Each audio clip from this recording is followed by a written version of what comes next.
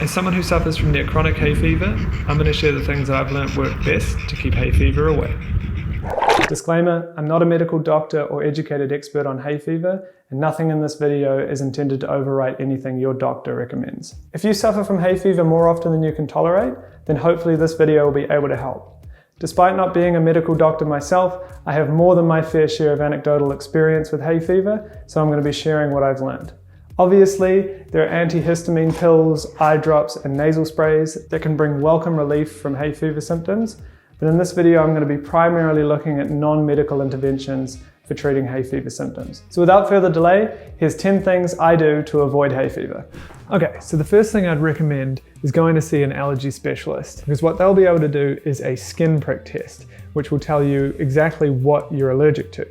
And this is beneficial because then you can avoid that thing. The common misconception is that everybody's just allergic to pollen and it's a seasonal thing. And now, many people are allergic to pollen, but not all of us. I, for example, get allergies all year round because I'm not allergic to pollen, I'm allergic to dust mites. Other people might be allergic to a particular animal or a particular type of grass or something in their food. I even met somebody who's allergic to friction. So there's a huge variety of things that can cause hay fever symptoms. And the skin prick test will tell you what exactly you're allergic to, or at least one of the things that you're allergic to. What the allergy specialist might be able to do then is recommend a immunotherapy treatment, which is essentially frequent small doses of exposure to the stimulus that triggers your hay fever reaction. So in the case of dust mites, it's either a daily pill or a spray under the tongue or a monthly injection. And that kind of exposes me to the stimulus, and hopefully I can just get used to it and stop having the reaction. It's kind of a long-term solution because I'm halfway through my 3-year treatment. It's hard to say if it's working or not. I think it is. I've heard testimonials from different people with varying degrees of success, but I think if you're suffering from hay fever, it is absolutely worth a go. That's a long-term solution, so now I'll get into some more immediate short-term solutions. A big factor that can influence hay fever symptoms in the short term is diet. Here's something my allergy specialist sent me regarding foods. Unfortunately, histamine levels in foods are difficult to quantify. Even in the same food product, such as a piece of cheddar cheese, the histamine level can vary significantly depending on how long it's been aged, its storage time, and whether it has any additives. Generally, foods that have been fermented have the highest levels of histamine. Fresh, unprocessed foods have the lowest levels. The following foods contain higher levels of histamines and should be avoided to minimize symptoms. Dairy products, such as cheese, especially aged, yogurt, sour cream, buttermilk, and kefir. Frozen, salted, or canned fish, such as sardines and tuna. Cured or fermented meats, such as sausages, salami, and ham. Alcohol. Fermented vegetables such as sauerkraut and kimchi, pickles or pickled veggies, kombucha, fermented soy products such as tempeh, miso, and soy sauce, fermented grains such as sourdough bread, eggplant, spinach, and painfully, strawberries and tomatoes, including tomato sauce. I'm also going to add gluten to that list. I've experimented with cutting out gluten and I seem to have noticed a slight improvement in my symptoms. If you Google around, you might find variations of this list, but the things that seem to be on all of them are dairy, alcohol, and fermented foods. So sticking to that plant-based diet seems to be the best thing that you can do. The next thing to do will vary depending on what you're specifically allergic to. It's essentially minimizing your exposure to your histamine. It sounds obvious, but it's a little more nuanced than that. So think of your allergy as a container. And your container can only hold so much substance, in this case histamines, before it overflows, in this case with mucus. But if you can keep that container from overflowing, then your symptoms will be minor or maybe non-existent. And so you want to do that by minimizing your exposure to histamines. Now, it may not be possible for you to avoid exposure to certain allergies. If, say for example, pollen, it's not really something you can avoid. But that's why the dietary advice earlier is so beneficial, because it might be that your pollen allergy is bearable, but pollen allergy plus the histamines you get from your diet is too much. So if you can cut out the dietary histamines, maybe your pollen allergy will be tolerable. Another specific example would be if you're allergic to a particular animal, or you can just avoid interacting with that animal. If it's a dog and you have a dog, well then there's things you can do. You can keep a clean house, you can minimize your exposure to its dander, you can wash your hands after petting it, etc.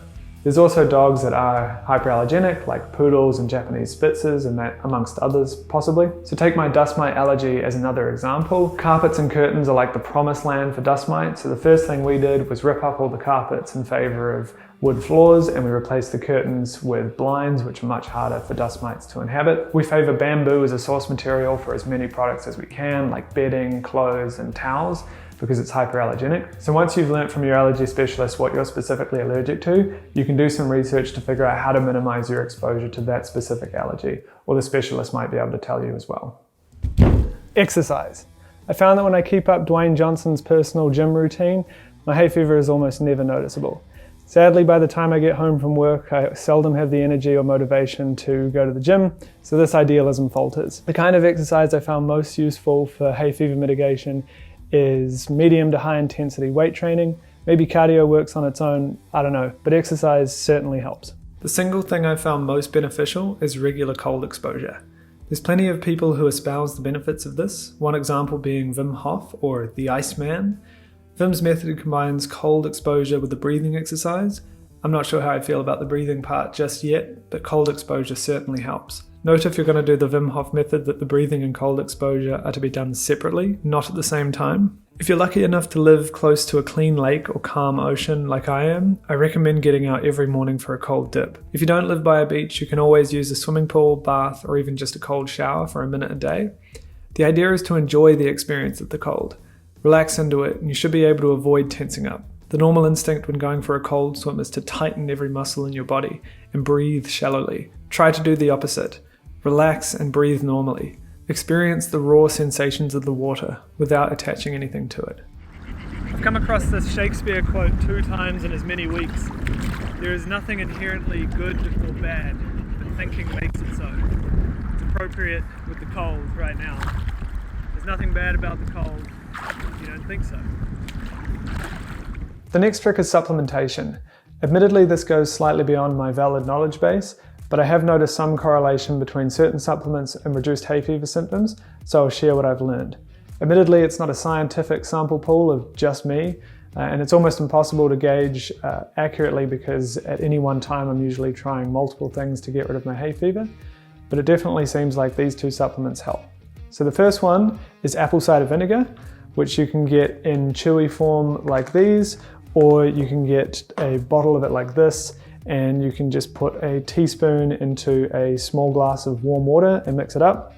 Just to be absolutely clear with the apple cider vinegar drink version, it's not a beverage, it's an ingredient. So you want to be adding just a little bit to something like water.